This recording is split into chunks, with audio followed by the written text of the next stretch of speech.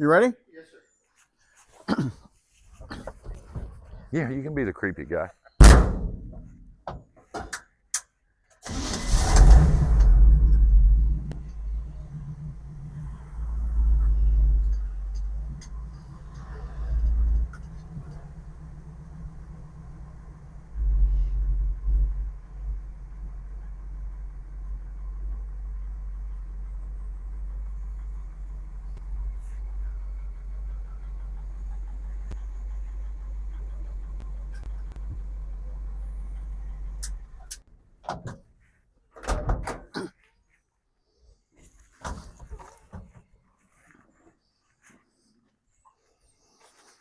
Hey, Tom, how are you today, bud? How you doing? Good. What's going on, Kurt? Well, we came to check out these hot rods today. All right. All right. So you've got two we're going to look at today. So we thought we would start with this one with all the paint on it. Putting my brake and clutch covers on. Oh, okay. There you go. You got a 49 Chevrolet pickup truck, 3100 series or a half ton, I guess. Right. And it's sporting a shine, but it doesn't have any paint. Ground down to bare metal and cleared over. Ground down to bare metal and cleared over. And your patchwork still is showing. So it makes it totally original.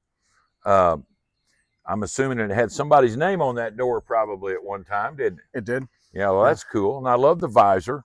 I love everything about it. So we'll start off. Give me a little bit of the history of how you acquired this truck. It was an Auto Trader, and the St. Genevieve shop class teacher had it for sale. The St. Genevieve shop class built it but didn't finish it. So students worked on the car. So students worked on it. Yeah, they actually subframed it. Got a 78, Luke? 78 Nova front end under it. And it has a 74 Chevy 350 motor in it. They did all that work to it. The rear end was too far forward, so I moved the rear end back, recut a drive shaft, was missing the Z-bar for the clutch. Had to be Hercules to push the clutch in. Yeah. So redid all that stuff. Didn't have the door glass in it, so I put door glass in it, and I got pictures of it. It was not complete at all. So you had to finish it up essentially, and get it to where it was a running driving truck. Correct. Right. I got you. Yeah. Well, it's really a cool looking truck, and I have saw it at the car cruises and things. So I see a lot of little things on the outside, and I'll ask you about those in a little bit. But let's pop the hood first. Let's check out what you got under the hood here.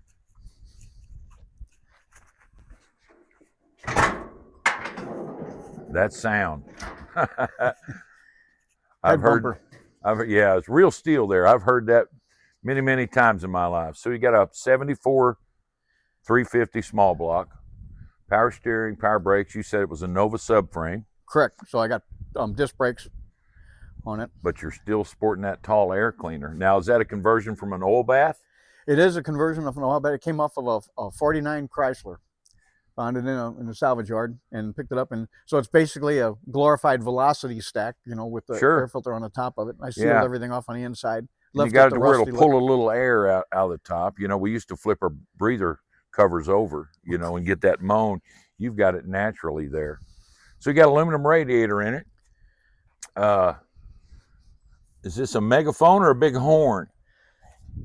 That on the old Chevys, you had a choke and you had a throttle to start it with the floor starter. And I wired that into the T, which would be for the throttle, but it's now called a tooter. So I'll toot it for you. A tooter, okay. Yeah, it toots for sure. That's great. That's great. Now, some of the things that I don't know whether they're original or not, because obviously this was before my time and probably yours, but you can maybe enlighten us a little bit. Like these brows on the headlights. Aftermarket. Those are aftermarket. That was like J.C. Whitney custom stuff. Yeah, J.C. Whitney, but that was the good old days. I dreamt out of those books, me too. when I was old enough. I still have a couple old catalogs. Yeah, they're neat. They are neat. So you got the little eyebrows, the aftermarket stuff. That's an original grill bumper. Is those correct to the truck or that you know of? Or? It is, and then this is really sought after too, which is the bumper guard. Sure. And they made all different kinds of styles of those. So I know you, Tom, well enough to know you put your own little touches on things. Did you detail this emblem in the front? I did. Yeah. So the Chevy logo here, And I like how you left the little pitted rust holes and things in it. You've obviously got it protected, so it's not going to continue to do that. But I know you for a fact do a lot of neat little things with your vehicles, which is really cool. Let's take a look at the interior while we're over on this side. I'm going to close the hood so Sure, that's fine. I want to see the underneath the sun visor. I'll just pop this door open if Sure. you don't mind. Not at all. Wow, now we're going into some throwback 50s stuff here. You've got that metallic vinyl stuff going on the door panels and on the seat. On the sun visors. Sun visors. And I'll walk around and I'll open up the glove box. You can see the Sure. glove box. I've got it. Got the old red metallic steering wheel on it too. Got the old fire extinguisher and flashlight. Oh yeah, that's all cool. That's And then really, it's got for the gas pedal, it's a bass drum beater pedal. oh, it sure is. You guys, you're drummers, Yes. so that kind of works out good. You know, I never saw anybody do that before, but that's pretty neat. That's an instant pedal. Tom, can you tell us about this reflector here on the dash on the left corner? When you put this is a Dietrich sun visor. A bunch of companies made them. Mm-hmm. But when you put that on there, you can't see the stop lights. The signal is changing. So that's a prism that you would put on there.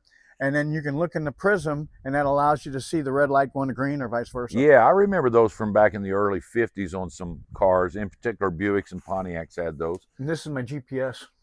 It's an old null compass.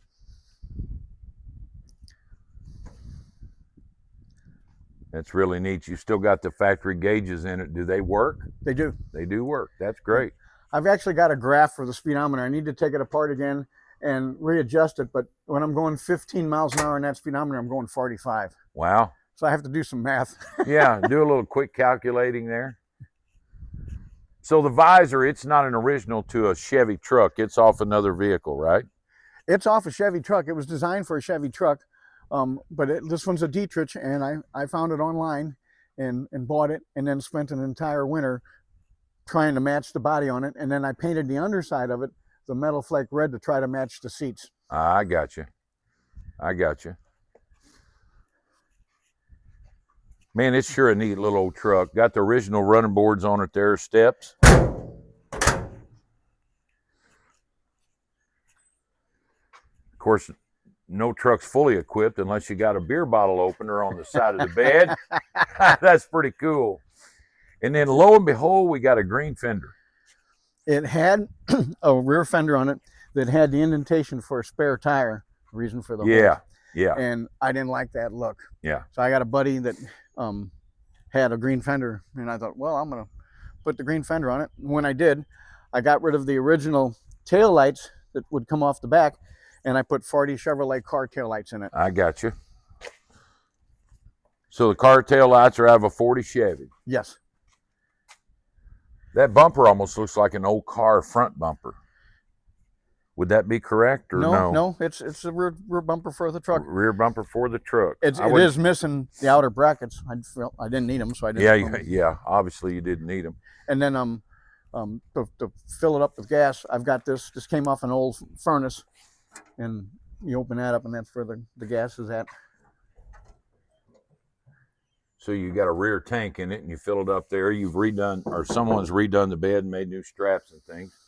Now I do know you collected this old barn wood somewhere and made these stakes, wood stakes for your bedside here. Tell us about that a little bit. It was in a old meat packing trailer down at Luke's house, and they had it was years ago, had a workbench made out of it. And I didn't have the heart to throw that old lumber away, and I thought, I know what I'm going to do. Yeah, it survived a long time, so now it's got a new purpose. That's pretty neat. I love the patchwork that's on it. You know, it wasn't. I can honestly say it's rust free. Yeah, I mean, and they didn't hide it. Yeah, if it's got a hole there, they left it there, or if they made a patch, they didn't finish it out, which makes the truck unique. Now, I know you got the Nova subframe. What rear end is in this truck? It's an 8-inch Ford. 8-inch Ford, and you've got weld. Oh, an 8.8, 8-inch. 8.8. 8.8, yeah. You got weld aluminum wheels on it. your exhaust come out the side of this step, correct? Correct. Is it that way on both sides? I didn't even look on the other side. It is. That's cool. Yeah. That's cool. I like that. So 15-inch tires. Yes. Yeah, that's really neat. Really neat. Now, there's a couple things here that I had to ask you about when you added this to your truck. We have a Thermador car cooler here. And Typically known as a swamp cooler. a swamp cooler. So, and I know you searched for a while to find one of these, I believe it. Yeah, a little bit. Yeah. So it hangs on your window and then you crank it up. Crank the window up. Yep. Air goes through it, and it's got a media in there, which I took out because it was all rotted. I don't Sure. really use it for that because it drips on you and everything. Yeah, it's more for looks, sure. But you filled it with media and you filled it with cool water. Everybody thinks dry ice, but you fill it with cool water. And then as the air would come through, that cool water would cool the inside and it would actually drop the cab temperature by about 20 degrees. But you didn't see them much in Missouri because we have such high humidity. Right. They were mainly designed for low humidity states. So more something maybe out west or something like that. Right. So that's why you didn't see many of them around here. But I seen that and I thought, well, it's going to be fitting for this. Yeah, it's kind of cool for this 49 Chevy. And, if I don't like it, you can just roll the window down and you take it out. You just lay it in the floorboard and go on, yeah. Right. No, it's cool. It's a unique piece, and it's unique to this truck. And I like the custom work that's been done on it. Now, you got your sport mirrors on either side here. Those are factory. Those are factory. I mean, they're reproduction, but they're factory. I got you. So that's the style you could get on this truck. Correct. Now, you got a vent here. We were looking at a 39 Chevy last week. They had that vent bypassed. They had it closed off so you couldn't open it. But that vent actually operates and lets that cool air in, right? With that vent and the wing windows open, I don't need air conditioning. Yeah, I agree. I absolutely agree. And then just for looks, I put curb feelers on it. And typically, you would put curb feelers just on the passenger side because that's where you would park. Right. But I put one on each side. I kind of like watching people trip into them when they Yeah, walk the around curb feeler. I don't know if you can get around here and see this, Greg, but pretty neat on the left and the right. That's a neat feature there, and that's a Tom thing. You know, I kind of expect to see those little things on vehicles that you work on and kind of make your own. So how long have you owned the truck? Look, give me some help. 14? So 11 years? 10, 11 years. Well, it's had a good life since you've owned it. I do know that. Now, you've got another vehicle we're going to look at today, but we sure appreciate you showing us this 49 Chevy. One other question. Do you have any idea what color this truck was originally? Red. It was red. Oh, I got you. Here. And that's kind of why I asked you. I saw some of this color bleeding through, especially here on the back. Resale red. You know, they didn't give you many color options back in 49. No. You had green, black, red. Right. Tan. Forest green, dark green. Yeah. Well, it sure is a neat vehicle. But Tom, we appreciate you showing us this one, and well, thanks for videoing me. Yeah, we'll bring out the treat next, and one of my favorite cars to see. Okay. And appreciate your time on this one, though, and we'll get to the big boy here just in a second. Okay.